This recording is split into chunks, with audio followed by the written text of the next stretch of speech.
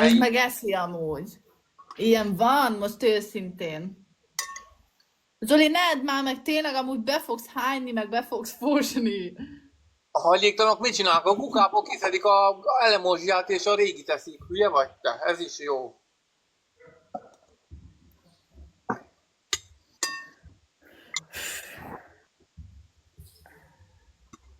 Zoli, kérjél a magyar falvitól egy váltógatyát, ha esetleg az út közben rád jönne a fosás. Vodkát ittam, ne aggódj. Tessék, Zoli. Jaj, de jó. Azt teszem. Azt belül egyet megkóstoltam. Aha, ez pici hideg.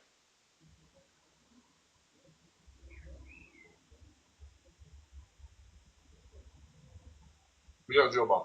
Jó. A leves? Vagy a csirke? Most a magyar teszem a másikat.